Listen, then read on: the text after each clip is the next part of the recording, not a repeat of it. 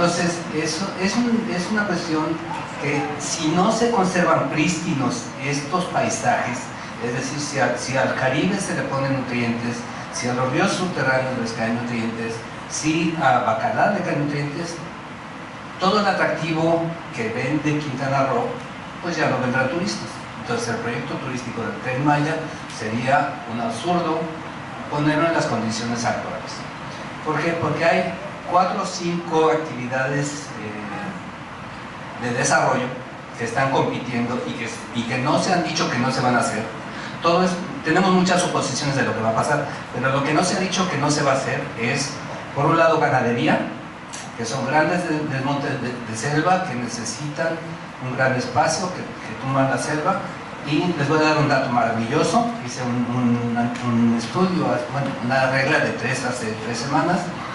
Lo que se produce en la península de Yucatán por hectárea por año de carne de vacas y de toros, es decir, de bovinos, en toda la península, por hectárea por año se produce 0.044 kilos.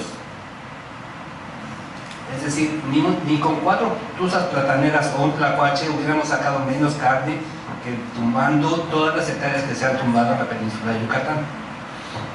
Entonces, esa es una competencia grandísima que no se ha dicho que no se va a hacer y que la ganadería provocaría la deforestación y entonces la entrada de nutrientes, etcétera, etcétera, hasta destruir todo lo que les dije que son los paisajes que vende Quintana Roo. Otra es la soya, que ya sabemos que igual necesita, además, al ser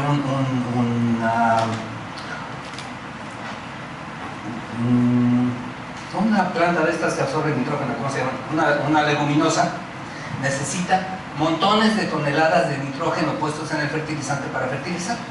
Y el nitrógeno es uno de los principales nutrientes que van a llegar a nutrir Bacalar o el Caribe. Y la otra es la palma de aceite de coco, que no se ha desmentido tampoco, que son 110,000 hectáreas que se pretenden tener en Campeche para la producción, que además necesita un montón de agroquímicos.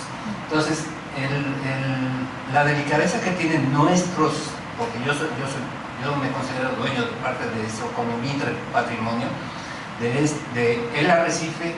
Si hay nutrientes, entonces se empieza a poner un poquito más oscuro el área, deja de pasar la luz del sol, se mueren las oxantelas, que son unos bichingos que su metabolismo produce el alimento de los corales, y entonces se mueren los corales. Punto número 1, Caribe sin corales. Punto número 2, Bacalar y Caribe sin color azul, porque al estar los nutrientes en el agua, ya no se va a reflejar la luz del sol en el fondo, y entonces ver tan bonito los 7 colores de Bacalar. Oye, Paco, sabiendo que vas a tener otra ronda, pero sí, ahí, digamos, cerrando, lo que estás diciendo sería la pauta, un poco en el sentido de lo que veíamos en el primer panel, la pauta de lo que hay ahorita en términos de fuerzas del deterioro. Es más o menos siguiendo tu pregunta provocadora que decía turismo de paisaje, si yo le pongo prístino. ¿Pero qué? ¿Puede existir o no puede existir el turismo? Sí, si no se hacen todas las actividades de producción que no están dichas, que no se van a hacer. El problema que tenemos en el Tren Maya no es el Tren Maya, que es un vehículo de transporte, es todo el desarrollo regional que se puede generar. Y si no está dicho que no se va a hacer, entonces podemos presumir que sí se va a hacer, porque hay grandes intereses para que sea. Ya estás. Dale, aprovecha. Cosa que no estaba en la lista, ¿eh? María Teresa. Bueno, yo me iría más atrás a tu pregunta, Rob. Y empezaría por el modelo. ¿Por qué pensar ya en un modelo de turismo?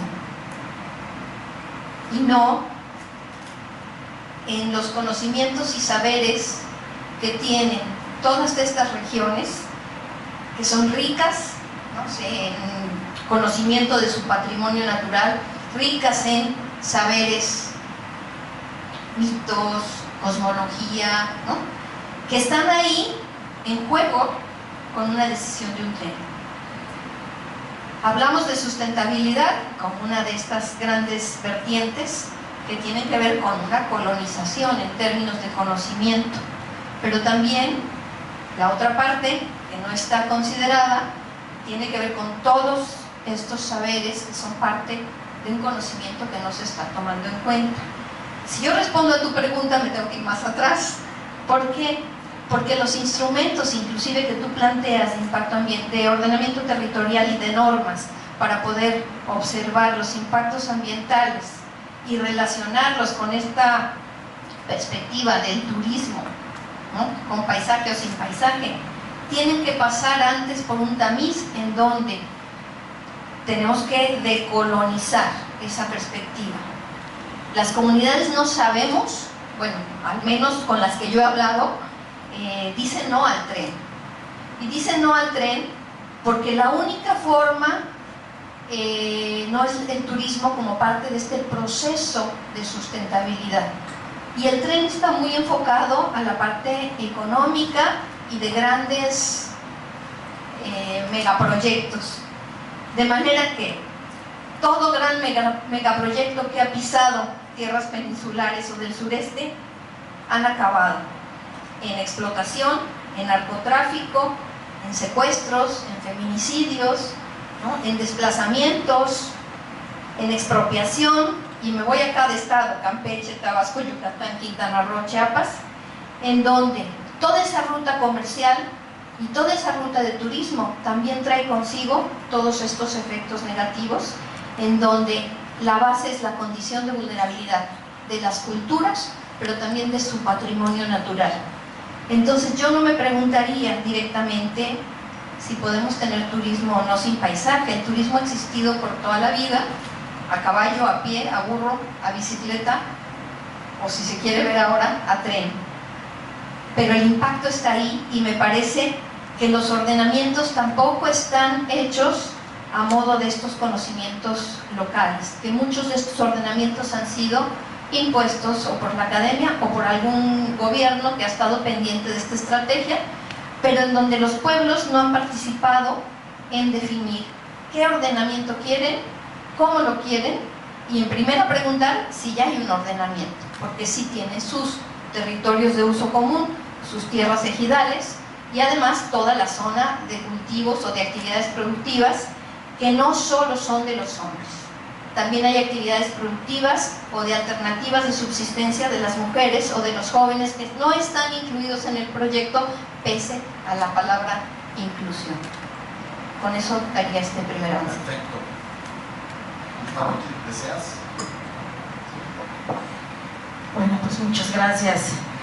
Me hubiera gustado decirle Maya, pero parece que no tenemos público suficiente en Maya. Creo que porque es así como lo concibo y lo entiendo. Pero pues, tener que igual que el proyecto que se ya le treno, es tan de que ya no está así tan malo que está.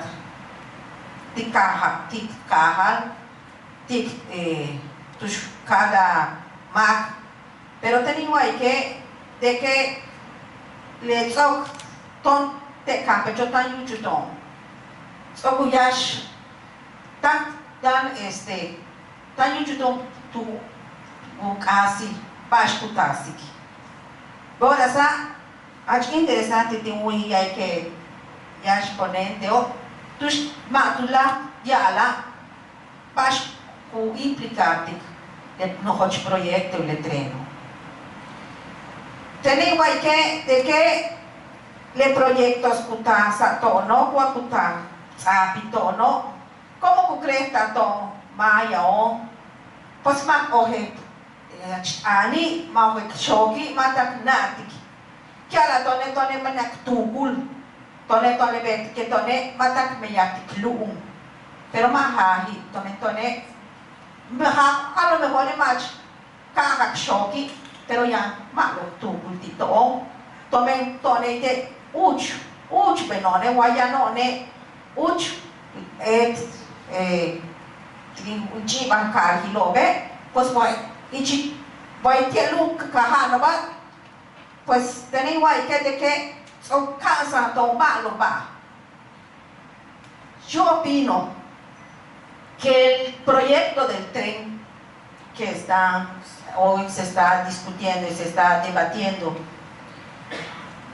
no creo que yo comparto con María Teresa que el tren o cualquier otro proyecto no se tiene que mirar el proyecto, se tiene que ver, como dice, el modelo o lo que llega a afectar a la vida de los pueblos indígenas o mayas.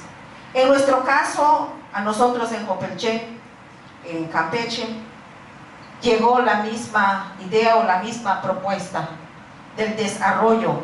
Yo creo que el tren está planteado así como traer desarrollo, como que si los pueblos no tuviéramos nosotros desarrollo. Entonces, lo que está sucediendo en Campeche con la soya es un claro ejemplo de lo que quiere el mundo, los inversionistas, los gobiernos que lo quieren con nuestros territorios. La soya, para nosotros, vino a acabar con grandes problemas, paisajes, medios de vida, mi abeja, mi planta medicinal, vino a acabar con una enseñanza de manejo sustentable de mi territorio, de mis recursos naturales. Para nosotros, el proyecto o la soya rompe todo este esquema de sustentabilidad de vida, porque yo tengo una identidad cultural, tengo una manera de ver y de conectarme con mi entorno, con mi naturaleza, tengo una manera distinta, que eso es lo que ha funcionado y sigue funcionando para nosotros aquí. Antes de ver el tema económico, nosotros vemos la vida, vemos la parte esta de cuidar lo que nos han heredado y nos han enseñado a manejar nuestros abuelos. Entonces, el tema de los megaproyectos, yo creo que el problema del tren es igual a otros megaproyectos. Chenes está ambientalmente muy mal por la soya. Jopelchen es el municipio más deforestado a nivel nacional. Tenemos el foco rojo, tenemos el problema del agua que está contaminado, tenemos el problema de la muerte de las abejas, la contaminación de abejas por el uso de plaguicidas y contaminación del agua. Vemos que está afectando en gran manera. Entonces yo digo, un proyecto que afecta todo esto no es un proyecto. Y no solo hablemos de los paisajes, hablemos de nosotros, las personas, ¿dónde quedamos? Se plantea un proyecto sin gente, como que si no existiéramos nosotros, como que si los dueños, las personas, los personajes, los actores, lo que estamos en este territorio, no existimos en el proyecto. Entonces yo creo que no solamente es ver el tema ambiental, el tema económico, el tema también dónde está la cultura, dónde estamos nosotros, las personas, nuestros conocimientos.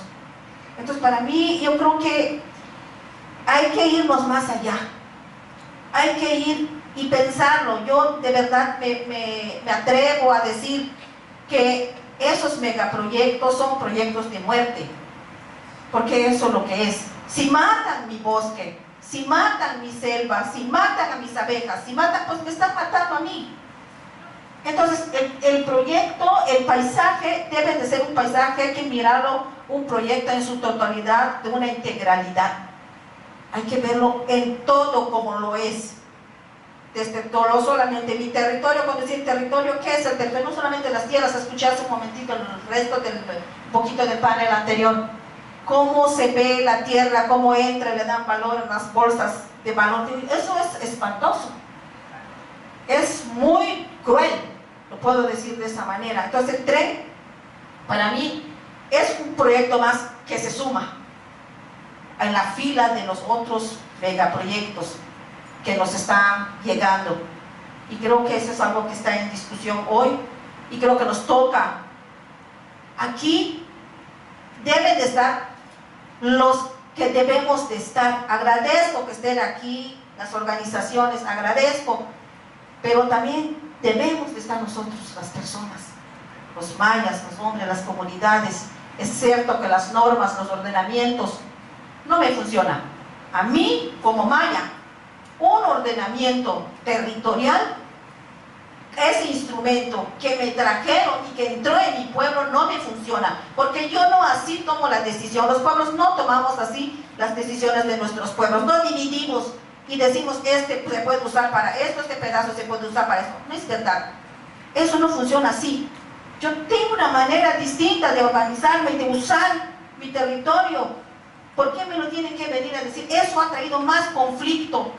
Ha traído conflicto en las comunidades justo porque hay un interés del despojo. Se han hecho, se han implementado esos instrumentos y con eso está sumado todo el otro instrumento que es el procede. Entonces yo creo que eso es ahí debemos de empezar a pensarle y que nosotros también vayamos, los pueblos, y vayamos cuestionando esto que nos ha entrado, si nos funciona o no. Gracias. Muchas gracias. Muchas gracias a Sergio y a Paco y a todos los organizadores por la invitación. Yo voy a referirme en estos primeros minutos a la parte jurídico-ambiental, pero no quiero dejar de lado esto que mencionaba Lady, con la que tenemos la fortuna de trabajar desde hace varios años y seguimos trabajando en Campeche, que es el tema de las personas y del involucramiento de los individuos, de las asociaciones, de los grupos interesados. Y a lo primero que me quiero referir tiene que ver con el tema de las consultas, ¿no? Hay que diferenciar entre las consultas que se han hecho al día de hoy, que no tienen ninguna vinculación legal, legalmente hablando no tienen ninguna fuerza, ¿no? Versus las consultas que se tienen que hacer legalmente hablando, que sí está obligado Fonatur a llevar a cabo en dos vertientes. Una primera tiene que ver con una consulta indígena. ¿Por qué? Porque como muchos de ustedes saben, el convenio 169 de la OIT obliga a que en proyectos de esta naturaleza, cuando hay presencia de pueblos y comunidades indígenas, se tiene que consultar. Y no solo eso, sino que también los artículos 15 y 16 del propio convenio 169 de la OIT establece que cuando va a haber un uso o un aprovechamiento de los recursos naturales en esos lugares, también se tiene que consultar con la población. Tienen que ser consultas libres, previas, informadas, culturalmente adecuadas. Hemos hablado con Fonatur al respecto, nos dicen que independientemente de que ya están haciendo cierta labor en las comunidades, que es algo que van a hacer desde el punto de vista legal.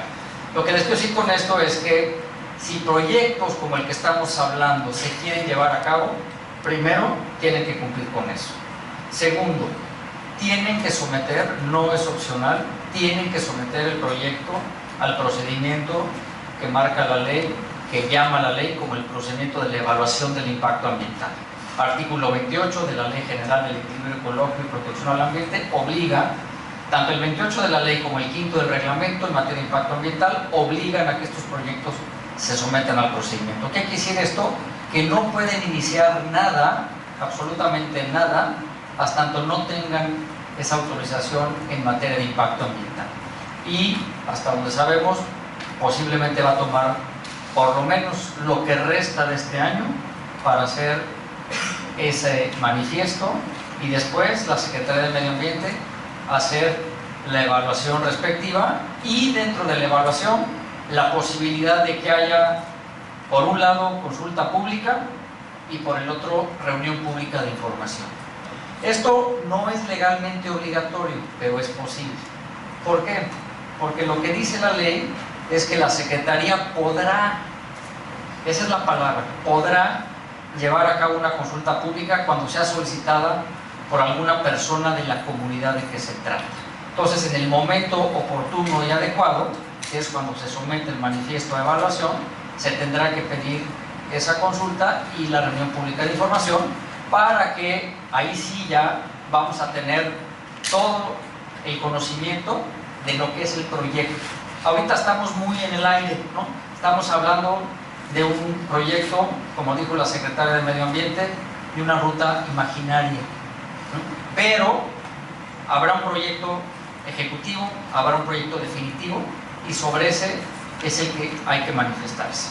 Ahora, hay la discusión de si puede haber distintos manifiestos de impacto ambiental o es un solo manifiesto de impacto ambiental.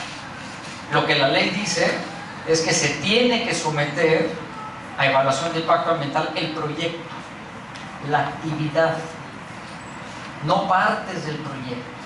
Y esto es bien importante porque muchas veces lo que hemos visto en México es que se segmentan los proyectos para propósitos de impacto ambiental para evitar dar a conocer los impactos sinérgicos y acumulativos que tienen los proyectos.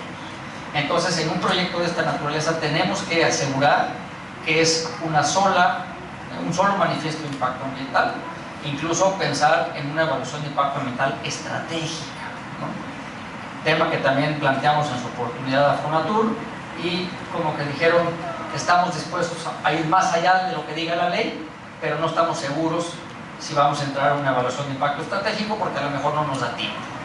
Entonces, que no se te vaya la idea, nada más para contar una cosa.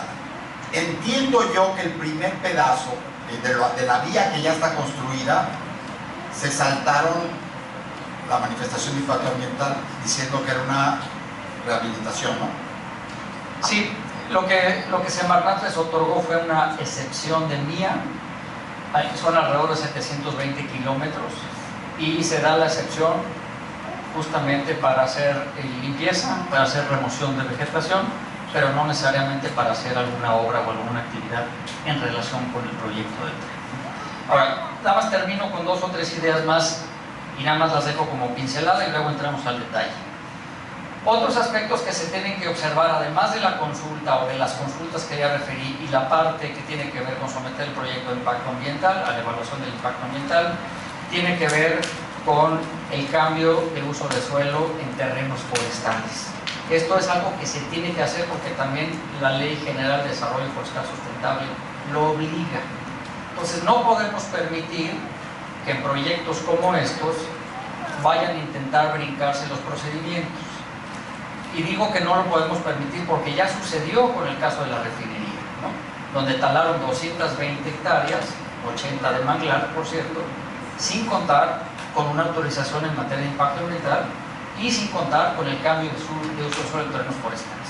Entonces, esa prisa que traen no la pueden traer a un proyecto de esta naturaleza porque entonces estarían empezando, como empezaron con ese proyecto, con el pie izquierdo. También tendrán que tomar en consideración los usos de suelo a nivel local. Como ustedes saben, los municipios establecen los usos de suelo a través de los programas municipales de desarrollo urbano. Entonces la pregunta aquí es si un proyecto como este va a tener la compatibilidad del proyecto mismo con esos cambios de uso de suelo, con esos usos de suelo que hay a nivel municipal. Otro elemento que hay que considerar también en este esquema y que se lo hemos dicho a la gente de Fonatur tiene que ver con el observar, con el cumplir y la autoridad de hacer cumplir los ordenamientos ecológicos del territorio. Como ustedes saben, hay ordenamientos en la ley que son general del territorio y el marino que le corresponden a la federación, está el regional que le corresponde a los estados y está el local que le corresponde a los municipios. Y esto es muy importante porque en estos ordenamientos lo que sucede es que se fijan límites, se fijan densidades y hasta dónde sí se puede llegar. Entonces es importante ver si hay esta compatibilidad o no. 2 elementos más para la discusión. Uno es que estamos hablando de un número importante de áreas naturales protegidas. Áreas naturales protegidas a nivel federal y áreas naturales protegidas a nivel local. Hasta donde nosotros tenemos contado son 15 a nivel federal y 20 estatal, obviamente resaltando el tema de la reserva de la biosfera de Calakmul y Balancú, y también la región geohidrológica Anillos de Cenotes de Yucatán, solo por dar un par de ejemplos. Y el otro elemento adicional, a reserva de comentar otros más adelante, tiene que ver con el tema de las especies amenazadas. Como ustedes saben, estas especies están protegidas en México por distintos ordenamientos, la norma 059, la norma 022, la norma 162 o el convenio internacional, el CITES, que es el Convenio Internacional del Tráfico de Especies de Flora y Fauna que están en peligro de extinción. Entonces, me parece que estos pueden ser algunos de los elementos esenciales que un proyecto como este, por lo menos, tendría que cumplir desde el punto de vista jurídico-ambiental si quisiera ir hacia adelante. Muchas gracias, Gustavo. En esta primera ronda... Bueno, voy a comentar en relación al tema de la consulta. Creo que son instrumentos que se plantean como para que resolviéramos algún problema o algún, en este caso, como los impactos ambientales. Bueno, desde la experiencia de Popelchen con el tema de la consulta por la soya, yo en mi opinión, desde mi experiencia de la consulta, a Popelchen no le ha funcionado, no le funcionó. No le funcionó porque todo lo que comenta acá el licenciado Gustavo, no se hicieron todos esos estudios de impactos ambientales. Primero, como lo marca los principios de la consulta, que debió de ser previa, no fue previa. Pues ya cuando nos enteramos el proyecto ya estaba, no fue previa, no fue libre, no fue de buena fe. Entonces, nos tardamos nosotros, los mayas de Popelchen, en entender ese instrumento de la consulta, qué quiere decir y de qué trata ese instrumento. No es lo mismo que uno piense en español o el que haya estudiado cosas, o quienes entendieron ese instrumento a que nosotros, como yo lo estoy entendiendo. Nos llevó un tiempo entre nosotros hablarlo para entenderlo, y nos dimos cuenta que no funciona porque no se apega a mi costumbre, a como yo vivo. Entonces la consulta en Popelchen inició defendiendo el interés del proyecto, del megaproyecto, defendiendo el interés de los empresarios. Hoy en este caso con el tren es Fonatur, nosotros nos tocó allá, Cibiogen, CDI, Senacica, Sagarpa en su momento. Ninguna de esas secretarías o instituciones se quisieron sentar con nosotros, ninguno. Cibiogen se pasó defendiendo los intereses de Monsanto, de los empresarios. Entonces nos dimos cuenta nosotros que la consulta, pues en realidad, como que para que resuelva el problema, no. Desde el 27 de mayo del 2018, cuando nosotros dijimos no vamos a continuar con la consulta porque no tiene caso, no pasamos de la primera fase de acuerdos previos, nosotros los pueblos elaboramos un plan de trabajo, hicimos una propuesta y le dijimos, mira, aquí está lo que nosotros queremos y cómo lo queremos.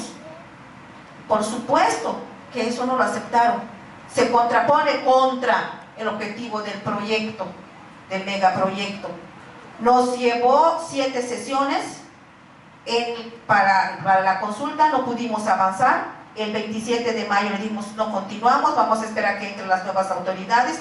Hicimos un pronunciamiento, ya venció ese plazo de pronunciamiento. Nosotros, las comunidades, dijimos en enero, a finales de enero, creo que ya se establecieron, queremos continuar con la consulta. Hicimos un pronunciamiento, dijimos aquí estamos listos, nosotros queremos que la consulta termine. ¿Por qué es el interés que termine? Porque también eso nosotros estamos viendo como que es la defensa de nuestro derecho que tenemos. Entonces, hasta el día de hoy, no ha habido una respuesta para poder continuar con la consulta. No hay. Nos hemos acercado a las instituciones que le corresponden, nos dicen que todavía nosotros no sabemos cómo va a continuar el caso. Entonces, lo que sí vemos es que si nos quedamos con ese instrumento y que creemos que esos instrumentos van a resolver nuestros problemas, nosotros decimos en Chenes no resuelve nuestro problema.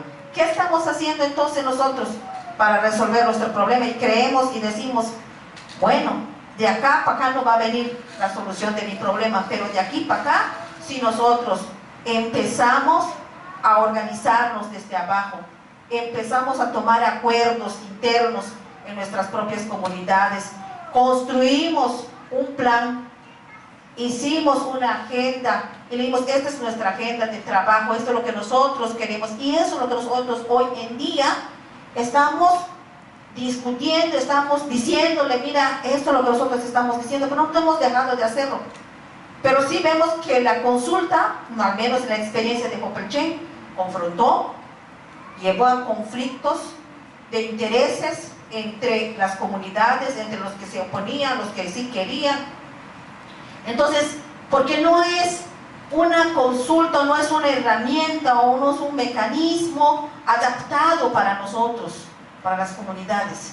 Sería muy distinto que el mecanismo saliera de acá para allá. Sería muy distinto, pero este no viene de acá para acá. Yo pregunté, ¿cómo es que el mismo autoridad que viola mi derecho viene y me consulta? La misma autoridad me está preguntando, me está consultando. Por supuesto que nunca va a poder resolver mi problema, porque es la misma autoridad. Quisiera, no se entendió, un elemento más. Su experiencia la acaba de relatar.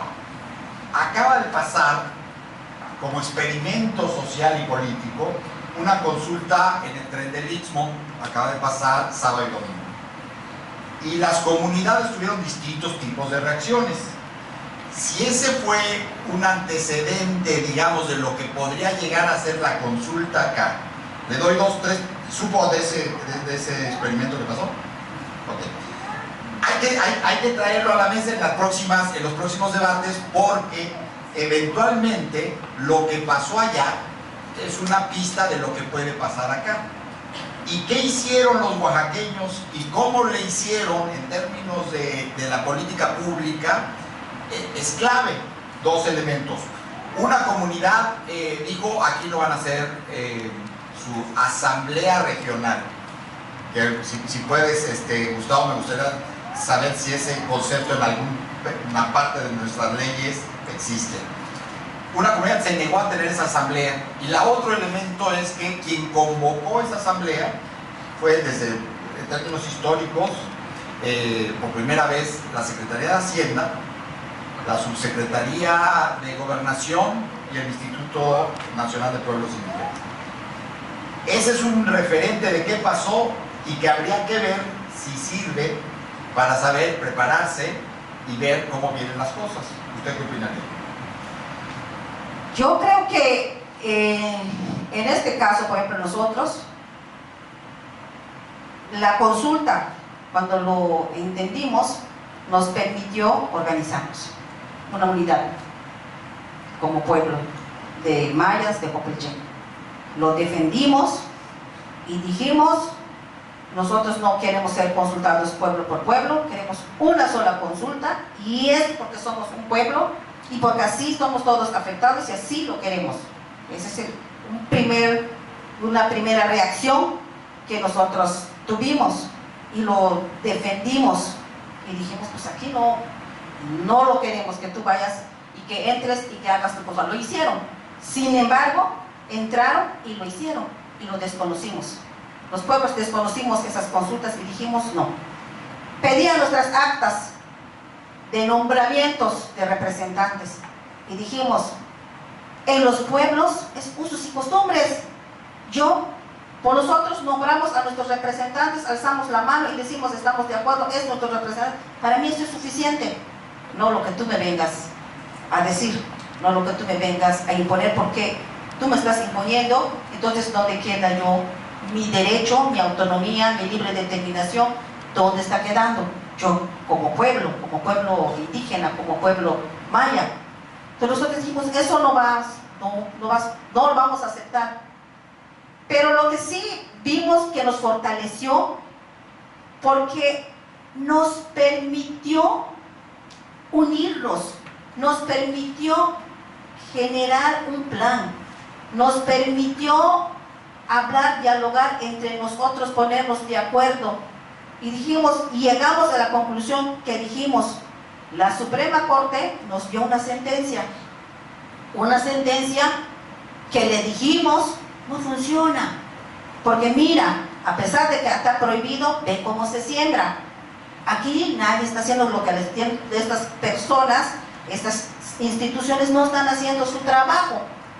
Y dije, bueno, pues a mí no me importa, yo solo saqué la sentencia, ahí está, baja con tu juez, dile que lo haga valer y que ustedes tienen que ver que esto se cumpla. El juez dijo, yo solamente voy a ver la parte de la consulta. Si están contaminando tu agua, si están deforestando tu monte, si están matando tu abeja, si te están envenenando, si tú tomas el agua envenenada, si te están fumigando, no me compete. Entonces, es parte de... no puede uno decir que vas a entrar en un proceso de consulta cuando no se mira todo lo que está afectando y lo que estamos diciendo nosotros también. Entonces, los monitoreos se hicieron y dijeron, no, lo que tú me dices no vale. Lo que tiene que valer, lo que diga la Secretaría Senacica, se hizo el monitoreo, ese sí lo respeto, pero lo que ustedes digan con su propio conocimiento, no lo voy a respetar. Entonces yo digo que esas son cosas que en realidad cuestionamos y lo lamentamos. Lamentamos que hay instrumentos, yo no digo que están malos, buenos, si tuviéramos buenas autoridades. Con eso vamos a darle el micrófono exactamente a Gustavo. Gustavo acaba de poner un escenario donde la lucha local, donde la lucha del espacio jurídico es tu campo. Por supuesto, el tren todavía planteaste la historia que viene, pero estas luchas legales, esta vulnerabilidad que tenemos, ¿qué significa a la luz de lo que viene del tren? Bueno, varias cosas. La primera es que es importante que sepamos que independientemente de los espacios de participación que están contemplados en la ley, como es el tema de las consultas, tanto indígena como de impacto ambiental, que es el espacio, digamos, de poder incidir antes de que el proyecto o los proyectos se aprueben, es importante que ustedes sepan también que hay muchos más espacios de oportunidad para efectos de poder incidir en proyectos de esta naturaleza, haciendo uso de los instrumentos o de las herramientas legales que ahí están contemplados. Por ejemplo, el artículo 189 de la Ley Ambiental Federal habla de una figura que se llama la denuncia popular, que establece que cualquier persona puede denunciar ante la Profepa a alguien por dos motivos. El primero, cuando se considera que hay un daño, que hay una afectación o que hay un desequilibrio ecológico. Segundo, cuando se considera que alguien está violando una ley, un reglamento, una norma oficial mexicana. La pregunta aquí es, ¿qué rol van a jugar instituciones como la Profepa, ahorita que hablabas por tema de la institucionalidad, cuando la Profepa es parte del Estado, ¿no? Es decir, hay un tema de juez y parte, donde vas a denunciarle al propio gobierno federal que ellos mismos están haciendo quién sabe qué. Entonces ahí hay un momento de oportunidad o no, en función de la objetividad y de la imparcialidad que puedan jugar ellos. Ahora, no solo nos quedamos ahí, también si ahí no nos funciona la acción legal, pues entonces tenemos la oportunidad de presentar a lo mejor un recurso de revisión, que está también contemplado en el artículo 180 de la Ley Ambiental Federal, o irnos más allá e interponer un juicio de nulidad.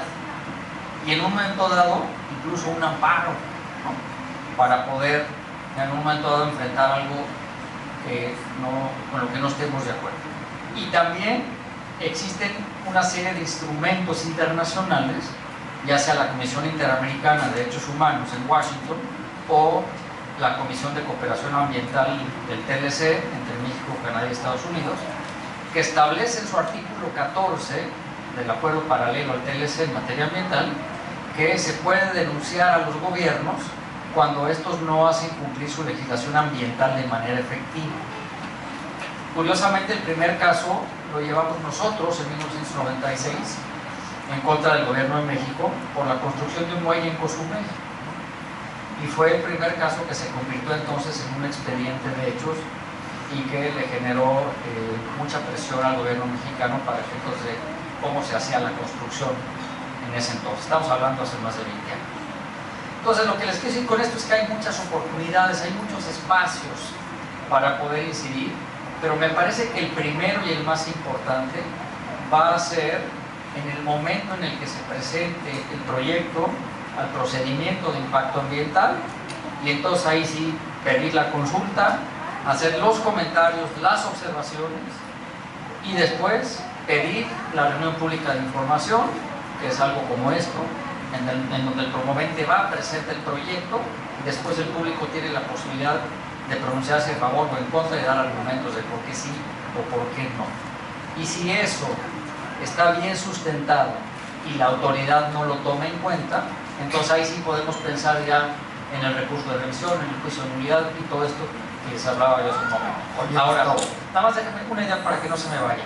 Una cosa bien importante, porque tiene que ver justamente con esto, es quién va a garantizar que los defensores ambientales van a poder hacer su trabajo sin ningún riesgo, sin ninguna amenaza, sin ninguna intimidación, como hemos visto que ha sucedido, el caso más reciente, en Morelos. ¿Quién va a garantizar que en efecto se puedan mover libremente, sin ser amenazados, sin ser hostigados, etcétera? Eso era, te iba a decir, exacto. Paco, a ver, agarra el micrófono. Los niños famélicos, te califica, te descalifica, te qué. Y de ahí te agarras a la vulnerabilidad, al revés. Yo creo que hay una cuestión en que retomo un poco de lo que dijo Levi, porque me parece que el concepto del paisaje es diferente para las partes. El paisaje yo lo contemplo como el todo del uso de la naturaleza por parte de la gente maya. Realmente para mí es admirable cómo lo hacen. Y por eso hablaba yo de los paisajes prístinos que han llegado hasta hace muy pocos años en estado prístino, gracias al uso que han dado los mayas. No por casualidad. Y hay cosas sorprendentes, a lo mejor ustedes no saben, pero Bernal Díaz del Castillo describe a los mayas como más grandes y poderosos que los españoles. Una anécdota, nada más, para que vean que la alimentación de los mayas era suficiente, adecuada y mantenía su espacio. De ahí me voy a la parte de vulnerabilidad. Y hemos pensado mucho que la parte ambiental es lo defendible o el bastión de defensa. Creo que ahí tenemos, dada la experiencia que hay de las manifestaciones de impacto ambiental, creo que es como se va a hacer sobre el tren, no sobre el proyecto de desarrollo. Si se hace sobre el tren, va a ser muy fácil presentar las medidas de mitigación y compensación, porque ya lo tienen perfectamente calculado, ya lo tienen perfectamente conocido. Es que lo que más reivindicamos los que estamos atentos a la fauna es la discontinuidad entre los corredores biológicos para que pueda haber tránsito de germoplasma de un lado a otro del lado del tren. Eso ya lo han dicho, van a ser unos pasos de fauna. Eso pues lo pueden hacer sin ningún problema.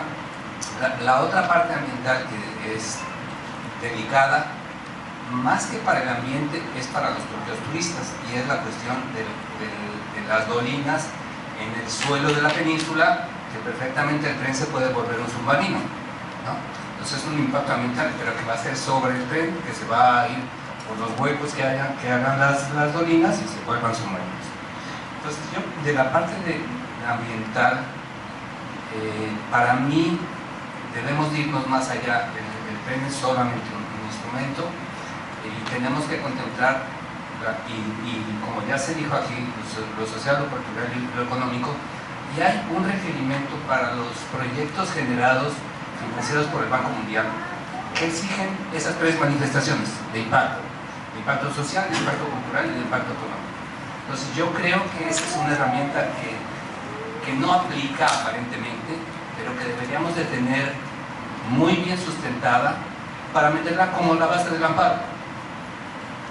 Si tú no estás considerando estas cosas que son importantísimas para la sociedad que vivimos allá y para la comunidad maya, entonces nos amparamos con estos tres documentos que no te van a permitir seguir adelante.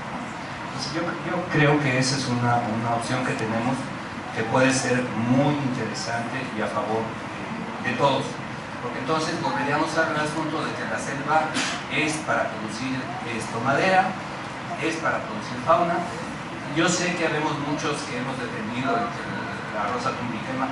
De hecho en la LEGEPA hay un artículo que dice que hay que quitar la rosa tumbiquema, porque es muy agresiva para el ambiente. Yo creo que hay que poner otras cosas como la soya, como la ganadería y cosas, y sacar la rosa tumbiquema, porque la rosa tumbiquema con los años demostró que era un ciclo sustentable de manejo de la naturaleza. Entonces yo creo que hay otras maneras de usar el ambiente que no son las que se están contemplando, porque no han dicho que no las van a hacer, que son las tres que ya les dije anteriormente. ¿Chancha? Ana Teresa. Bueno. Te incito a ver si ahora sí lo logro.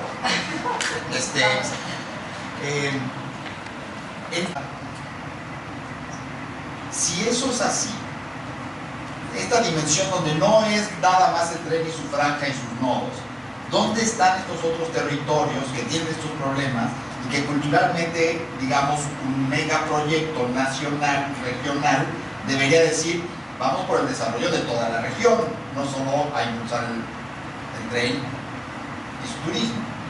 Es en términos de discurso social, de inclusión, ¿qué te dice? Bueno, tomaría aquí, empezando con lo de las condiciones de vulnerabilidad. La vulnerabilidad no es natural, eso se sabe, son condiciones derivadas de los modelos, de un modelo de desarrollo, de un modelo económico, de un modelo extractivista, ¿no? De modelos que están en el centro, en su centro de discusión está la economía. Y parte de esto, y quiero mencionar lo que Cariaga dijo, dice, corresponde seguir trabajando con los ejidos para tratar de que entiendan el esquema y convencerlos de los beneficios. Y también dijo, el uso del territorio para las estaciones económicas que versan sobre su inclusión, la inclusión de las comunidades. Entonces, estamos pensando en una inclusión económica, entre comillas, ¿no? Y el uso del territorio, ¿para qué? Cuando hablamos de estas condiciones de vulnerabilidad, estamos hablando no de una condición, sino de estas conexiones multidisciplinarias que tienen que ver con esas condiciones de vulnerabilidad. El tren, la ruta, el mapa idílico que decía Sergio, ¿no? Es eso, un mapa idílico como parte de un modelo económico que está pensando en el centro de ese desarrollo, en la economía y en los bienes raíces. Para mí ese es el centro de toda la discusión, incluidas las formas de financiación del fideicomiso. Bienes raíces como centros, como las ciudades estas modelo de Chiapas, ¿no? Creo que para allá quieren encaminar esto, y no están considerando, creo yo, que ese ritmo del deterioro tiene un modelo sistémico. Y yo hablaría, y aquí un poquito contrario a lo que Gustavo compartía, noten los ordenamientos territoriales, el manifiesto de impacto ambiental, el manifiesto social, ¿no? No están elaborados desde la región y el territorio en este sentido que Lady lo decía. Están planteados por los mismos inversionistas, por las mismas empresas, por el mismo sistema. Entonces yo concluyo en esto, es un sistema anómico. Hablamos de una cuarta transformación que en discurso es maravilloso, pero el discurso es cultura. Y si yo digo que voy a incorporar a las comunidades, que las voy a incluir, yo ya me estoy posicionando colonialmente. Los voy a incluir, ¿no? Ahí hay un discurso. Entonces, la coherencia es muy linda, pero no la tenemos en el discurso. ¿Por qué? Porque en el discurso se dice una cosa y en la práctica otra. Y a esto voy con los instrumentos. Los instrumentos están ahí, sí, pueden ser útiles, pero ejemplos como el de Copelchen, como el de Ixil, donde estamos trabajando en la defensa del territorio, como el de Común en Yucatán, son instrumentos que están hechos por academia colonial, que están hechos por las mismas empresas y que en ese sentido de entrada son anónimos, porque no puede ser juez y parte, como decían, ¿no? ¿Qué sucede ahí? Si estamos hablando de que todos los instrumentos surgen de un mismo modelo, pues entonces, ¿qué solución vamos a dar a eso? ¿O cómo se va a enfrentar el derecho ambiental si los instrumentos no están elaborados desde los saberes, las necesidades, las formas de enfrentar el territorio como diferentes culturas, y que estas diferentes culturas en el documento del plan del tren hablaba de que son 6 grupos culturales. ¿Dónde están? Mayas, celtales, tzotziles, choles, zoques. ¿Dónde están en la discusión de este tren? No hay una inclusión. Y vaya que retomo el concepto, es una inclusión colonializadora. ¿Contra qué debería de ser? No entiendo tu pregunta. Sí, lo contrario de esta inclusión colonial. Es que no es una inclusión, es un debate, un diálogo, un conversatorio, donde los pueblos, estos pueblos originarios, se sienten, porque ese es el derecho de la OIT 169 y el derecho que tienen para exigir que ese tren vaya o no vaya. El problema es que no son tomados en cuenta y no son parte de esa discusión. Va porque va el tren, así lo dijeron, ¿no? ¿Contra quién? ¿Contra qué cultura? ¿Contra qué saberes? ¿Contra qué formas organizativas? Inclusive de diálogo. Muchas comunidades tienen una forma de reproducir su patrimonio cultural, que no es como el discurso colonial, sino que van en procesos educativos y pedagógicos. Algunas de acá, de Morelos. Sí, pero nada más voy a decir porque sacamos un lema y los juntamos en Campeche y los convocamos y fuimos. Y nosotros en ese momento le dijimos a las autoridades, sin ponerles nombre, en ese momento le dijimos como territorio maya, como mayas que somos, nosotros les dijimos: Tone, Mayone, Guayanone, Pushano. Los mayas, aquí estamos, y hasta el día de hoy estamos aquí y vivimos. Muchas gracias. Capacidades y sus posibilidades paisajísticas pudieran estar integrados también al tren del turismo. Entonces, ahí está bien, no hagan desarrollo rural, está bien, no olvídense del ganado, o sea, ignórenlo si quieren, todos los problemas otros, pero y en ese no, digamos de manera natural, dado que es turismo. Ok, sí, una de las situaciones que yo veo es que primero que nada hay que suplir las carencias sociales que tienen todas las comunidades, es decir, aprovechar estos 4 años para hacer varias cosas que tendrían que haberse hecho todos los años anteriores y que no se han hecho. Entonces empujar, se haga o no se haga el Tren Maya, a que todas las comunidades puedan tener satisfechas todas sus necesidades sociales, que tengan médicos, que tengan escuelas, que tengan maestros, todo lo que no tienen ahorita, que lo tengan. Primero que nada, una de esas cosas importantes es la seguridad, porque sin seguridad no hay turistas. Y yo reivindico otra vez a la gente maya. Tiene como muchos años que trabajo con gente de origen maya, y el conocimiento que tienen de su cultura, de sus plantas, de su ambiente, de su naturaleza, de sus animales, todo, es maravilloso. Ellos ya son unos, en el momento en que se disponen a hacerlo, son unos maravillosos guías de turistas. Y ya hay muchas experiencias de inicio.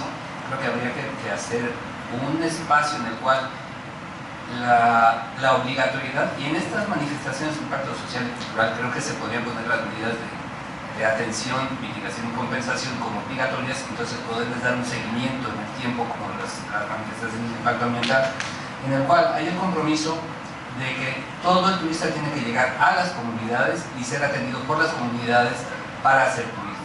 No que vayan con el intermediario y que vean el aparador y que vean a los títeres en el aparador, que son al final muchas veces como usan a los mayas. Creo que con esto no se necesita que los mayas salgan de sus comunidades para ser albañiles, sino que hagan lo que saben hacer, que lo han hecho siempre. Entonces yo creo que esa es una manera de hacer felices a la gente, que pueda hacer y pueda demostrar lo que ya tienen. Creo que haría mucha falta cambiar el enfoque del turismo de un turismo empresarial a un turismo realmente que sea ejecutado y a beneficio de las comunidades. Muchas gracias, Juan. Muchas de nada. Que de entrada les trastoca su región, su estado. Leti Merino lanzó como una metralla, ¿no? O sea, sí, de esas metrallas, varios cargadores. La forma de vida y la autonomía de las comunidades, cómo incluirlas.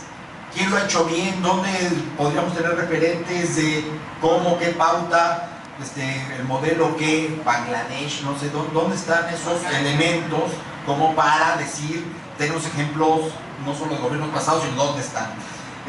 Dado que es un campo político, de manera natural te cae tu cancha, y bueno, lo dijo Gustavo, el derecho en términos de los aliados y sobre todo en términos de ese potencial que podría tener para normar, por supuesto, como campo político. Y digamos que este elemento que es muy interesante en contrapelo, digamos, sobre todo en las comunidades, en contrapelo a tengo un interlocutor solo que es Fonatur en el sector turístico, pero resulta que no me es suficiente. No es suficiente porque hay una parte agropecuaria, hay una parte de infraestructura, hay una parte muy urbana, hay una parte del derecho territorial de las vías y demás. ¿Y será que esa interlocución no ellos mismos deberían de decir, bueno, cuando nos sentamos aquí está no solo como semillas de vida, ¿no? Y maiceo, me gusta. Y bueno, la periodista Adriana, la prisa. Prisa, y tenemos confianza, tenemos confianza dado que, ¿por qué podríamos tener confianza si ya violaron sus propias leyes, digamos en términos federales? Gracias. Varios comentarios. El primero es que no conozco el tema de COSUR, sería responsable de mi parte manifestarme al respecto, pero lo que sí sé es que Fonatur, digamos que sensiblemente, ha estado acercándose con distintos expertos, académicos, investigadores, etcétera, con la idea de que formen parte de su consejo técnico científico y el consejo técnico asesor ambiental. Un poco con la idea de tratar de arropar y de asegurar que en efecto lo que van a hacer bien. O sea, por ejemplo, ya sabemos que el Politécnico Nacional va a ser el manifiesto de impacto ambiental. Ya sabemos que algunas escuelas de la UNAM van a participar en el proceso. Entonces, eso, siendo objetivo, me parece que es atinado. porque al final del día, si un proyecto como estos se logra realizar, tiene que ser con el máximo sustento técnico, científico y jurídico. Si no, ese proyecto no va a tener ni de dónde agarrarse. Entonces me parece que lo de Ecosur puede ir más o menos en ese sentido. El segundo comentario tiene que ver con la pregunta que se hacía si estamos tarde, ¿no? Yo creo que no. Independientemente de que los gobiernos de los estados todos han dicho que sí, sin saber realmente de qué se trata, porque nadie conocemos el trazo definitivo, estamos más que a tiempo, y la razón es una, y esa es que como no hay todavía un manifiesto de impacto ambiental sometido al procedimiento de evaluación, pues entonces estamos en un momento perfecto. En el momento en que el manifiesto de impacto ingrese al procedimiento de evaluación, ahí es donde vamos a tener la posibilidad de intervenir. De varias maneras, pero hay dos. Uno, haciendo los comentarios y las observaciones dentro de la consulta pública. Dos, participando en la reunión pública de información. Y tres, si no estamos de acuerdo con el resolutivo que en su momento se emita, ahí sí ya accionar legalmente con alguno de los recursos que les platiqué hace un momento. Y para ello, para poder analizar la mía que ingresa al procedimiento de evaluación, va a ser muy importante que los interesados en la zona y en la región se puedan aliar, se puedan conjuntar en sus distintas disciplinas. Necesitan abogados, necesitan biólogos, necesitan ingenieros, necesitan distintos especialistas del más alto nivel que puedan ayudarles a analizar desde todas esas perspectivas la mía y encontrar, si es que hay, los fallos, las debilidades, los huecos, las lagunas, y en consecuencia hacerlas valer dentro del procedimiento de la consulta, repito, y dentro de la reunión pública de información. Todo eso con el máximo sustento, repito, con la máxima base posible, técnica, científica y legal, porque eso es lo que le va a dar fuerza a tus argumentaciones. Si no tienes de dónde agarrarte, va a ser muy difícil que puedas presentar una oposición basada en, digamos, de manera sólida y de manera robusta.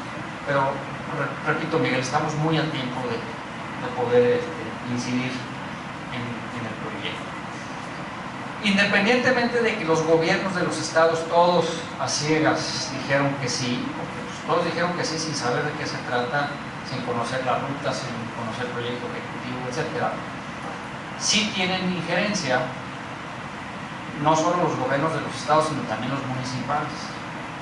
Y quisiera dar un par de ejemplos nada más. Uno, en el tema que tiene que ver con los usos de suelo, que ya hablé hace rato sobre la compatibilidad entre los programas de desarrollo urbano y la obra, ¿no? Y los usos de suelo. ¿Qué tal si el uso del suelo en un municipio dice A y el proyecto dice B? No va a haber compatibilidad. Entonces, el municipio tiene algo que decir ahí, ¿no? Pero no solo en el tema del uso del suelo, por ejemplo, sino también los municipios dan la licencia de construcción. Entonces, van a dar las licencias o no las van a dar, o las van a restringir, etc. Entonces, hay un rol importante que jugar. Vamos a ver en la práctica cómo lo juega. Tercero, me parece que algo que no mencionamos, que ha estado ahí rondando, pero que no lo dijimos tal cual, es que proyectos como este, lo que necesitan tener, además de todos los requerimientos, de cumplir con todos los requerimientos legales, es que tienen que tener una licencia social. Y hay proyectos en México que han tenido sus permisos, sus autorizaciones, sus licencias, sus concesiones, legalmente hablando las tienen, pero no tienen la licencia social. Y eso ha hecho que muchos proyectos en el país se vayan para abajo porque no tienen el visto bueno, no tienen el consentimiento, no tienen el consenso de la población, de los locales. ¿Por qué? En ocasiones porque no los consultan o porque los consultan inapropiadamente. Y muchas veces no es que la gente necesariamente no quiera los proyectos, simple y sencillamente nadie tuvo la sensibilidad de acercarse y preguntarles: oigan, qué opinan del proyecto. Y eso sucede, y Lady ya nos los comentó detalladamente, y eso puede dar muchas veces al traste con obras o proyectos de esta naturaleza. Hablaba Leti también ahí de ciertos acompañamientos, ¿no? Tenemos conocimiento, porque la gente de Fonatura sí nos los dijo, que ya invitaron, por ejemplo, a la Comisión Nacional de Derechos Humanos a sumarse al proceso. Invitaron a la Comisión Nacional de Áreas Naturales Protegidas, a la CONAP, que es un actor fundamental en un proceso como este. Entonces, hablando de lo que decíamos hace rato de COSUR y de estos consejos técnicos, están tratando de arropar y de acuerpar lo máximo posible, que si yo fuera ellos haría exactamente lo mismo, ¿no? Para efectos de poder garantizar y asegurar la viabilidad del proyecto. En cuanto al tema de la confianza que mencionabas, Adriana, de si se cumple versus la prisa, me parece que es un mensaje que ya hemos mandado, ¿no? De manera posiblemente reiterada a Fonatur, diciéndoles, acuérdense de lo que pasó allá, ¿no? En Tabasco, es algo que a ustedes no les puede suceder. Incluso se les dijo, si el proyecto se retrasa 6 meses o 1 año, o el tiempo que se tenga que retrasar, no importa, porque si te vas por la prisa y por querer mostrar resultados rápido, pronto, como lo quieren hacer, como dije hace un ratito, van a ser ellos su principal enemigo. Entonces me parece que es muy importante que ellos entiendan, que se concienticen, que sean sensibles al hecho de que no van a poder caminar si no saben gatear, ¿no? Para usar algo muy coloquial. Y que entiendan que son procesos que toman tiempo y que hay que cumplir con procedimientos y con instrumentos legales, técnicos, científicos, etc. Entonces yo quisiera dar el beneficio de la duda, como siempre lo intentamos hacer cuando pasan estas cosas, de que lo van a hacer bien, ¿no? De que lo tienen que hacer bien. Saben que lo tienen que hacer bien porque están en el ojo del huracán y hay muchas miradas puestas sobre ellos. Y además porque saben también que si no lo hacen bien, pues como decíamos hace un momento, muchos de los que están aquí van a poder accionar legalmente con los argumentos que quieran poner sobre la mesa. Entonces me parece que no se pueden dar el lujo de que por la prisa vayan a hacer las cosas mal o se vayan a saltar algunas cosas.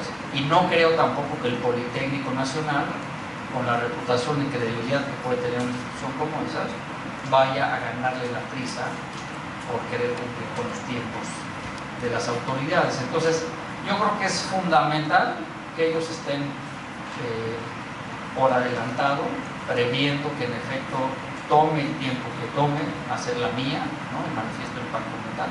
Habrá que dar los tiempos adecuados y después, en el momento de la evaluación, hacerlo también atinadamente, porque si no, como decíamos aquí hace un momento, pues con los académicos y con los investigadores y con los ingenieros y los biólogos, etcétera, que van a estar de este lado y que son muy buenos seguramente, pues se va a poder contraargumentar fácilmente.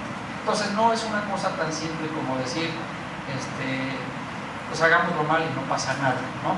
Yo creo que hay experiencias suficientes que demuestran que ya es momento para hacerlo de manera distinta. Muchas gracias.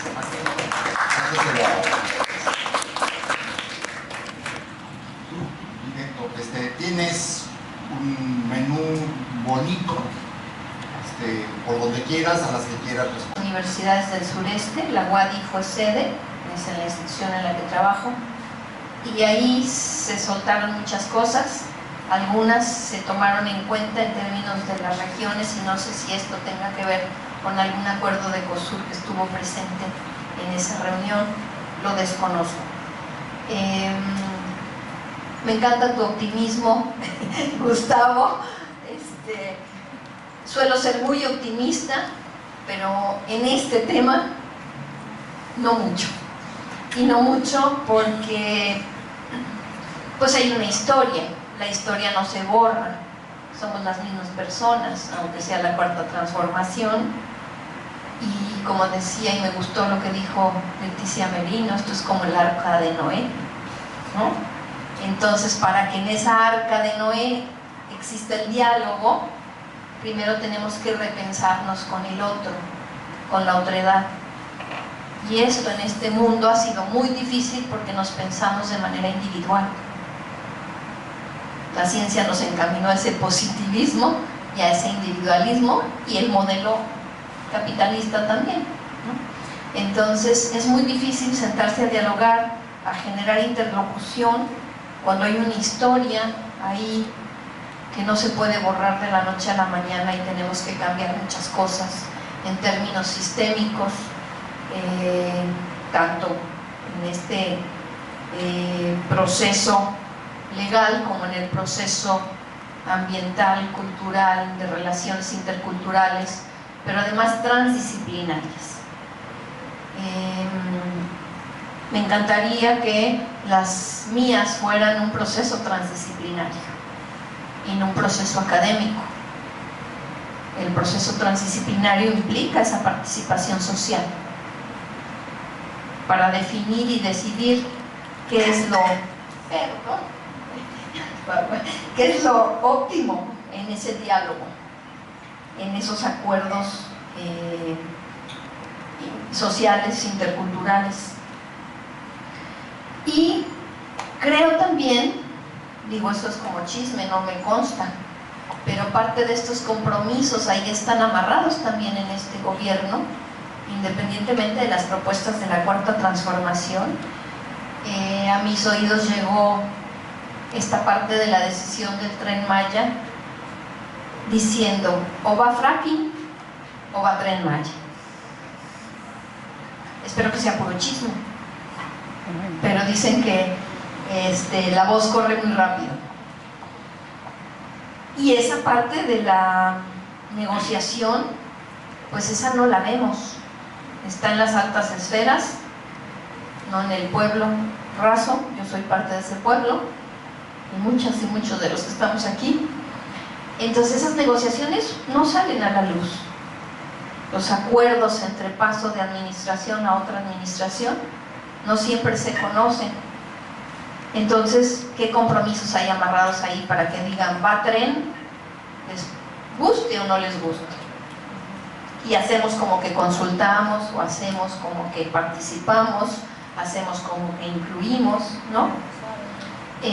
Y coincido también, y retomo otra vez a Leticia Merino, en estas movilizaciones sociales, la participación ciudadana, la participación de los pueblos originarios implican una movilización social, como lo que ha pasado en Copelchen o en muchos otros municipios, pero estas movilizaciones implican también el conocimiento previo, libre e informado, y no siempre se tiene la información previa para poder tomar estas decisiones, cuando vemos que el proceso social y educativo ha sido la exclusión, ha sido la desigualdad y ha sido la utilización de los pueblos, de las comunidades y de los ejidos. Entonces quisiera contagiarme de ese optimismo, ¿no?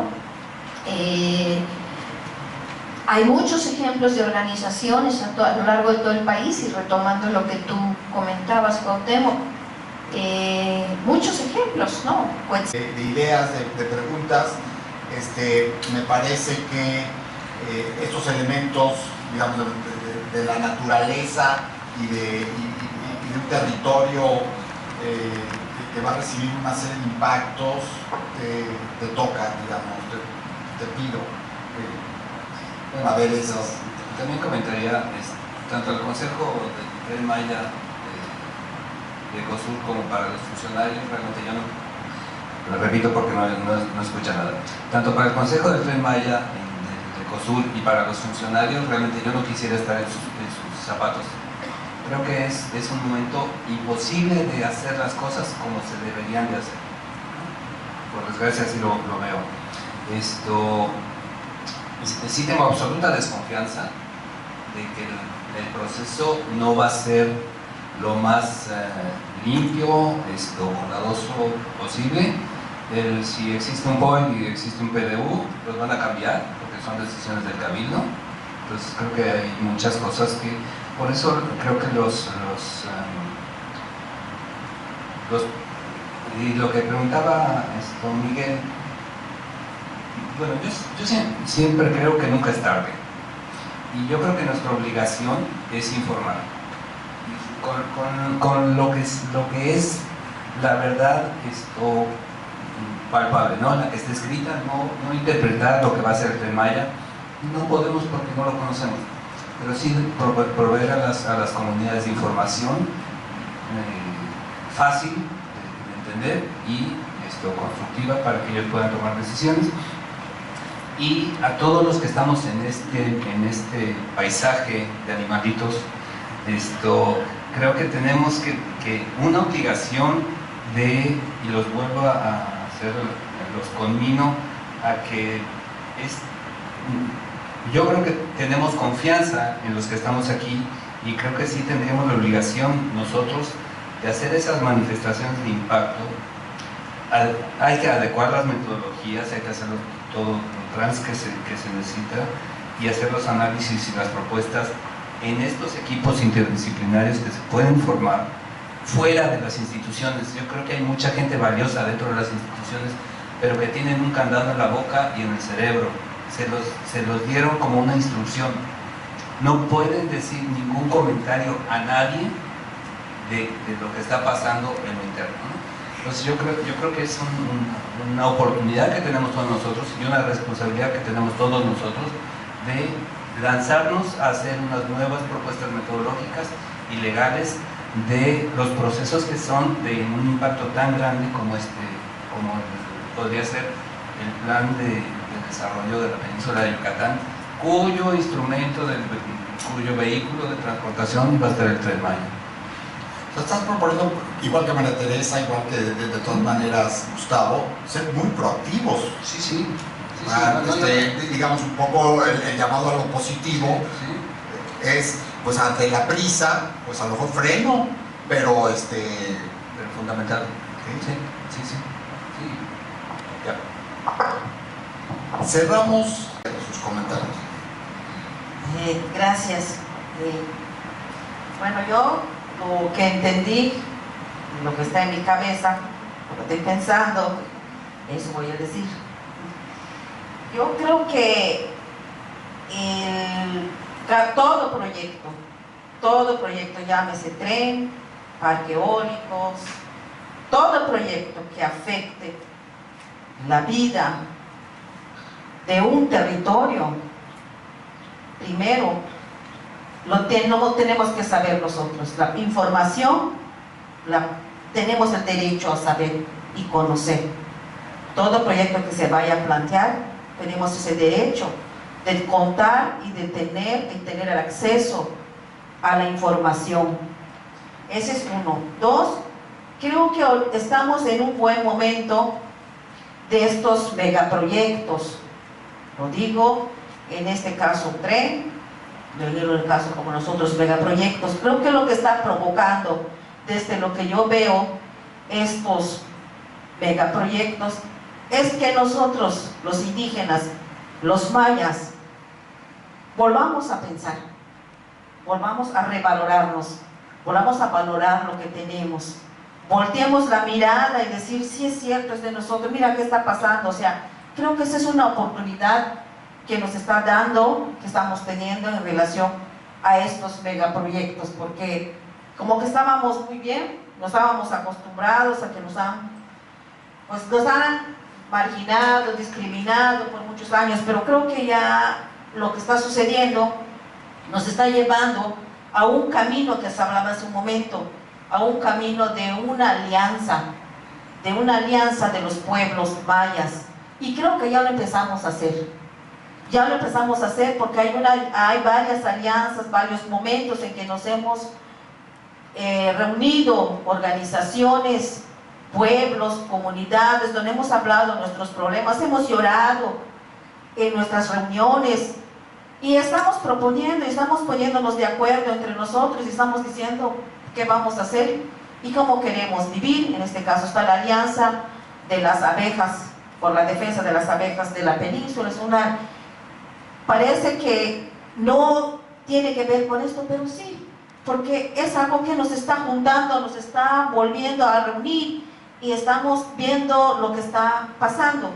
Eso es por un lado, pero también creo que está la otra parte de que mencionaron hace un momento, cuando los procesos, cuando uno empieza en esta lucha y empiezas a defender, sí necesitamos también de esa alianza, de esa suma de actores, en este caso las universidades, los académicos, las organizaciones, y eso creo que lo que ha llevado, nos está llevando en este momento. Creo que esta parte científica, como dice, nosotros podemos tener muy buenos conocimientos, pero también tenemos que entender y comprender que existe un marco legal, que aunque nosotros tengamos ese conocimiento y que lo estamos defendiendo, pero tienes una barrera ahí enfrente, y justamente es eso, cómo juntas ese conocimiento con esa parte científica y que me va a decir, voy a romper yo esa barrera, ¿no?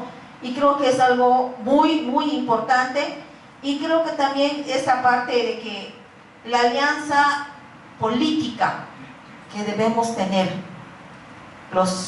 en la península, los actores, esa alianza, porque no solo digo aquí, pero a ver, ¿cómo llevamos en el ámbito político, público, lo que nos está pasando? ¿Cómo entramos nosotros allá? No nos van a invitar a ir, sino que nosotros tenemos que entrar, tenemos que romper eso, tenemos que entrar a arrebatar esa parte que nos corresponde. Y creo que es eso lo que nosotros estamos haciendo.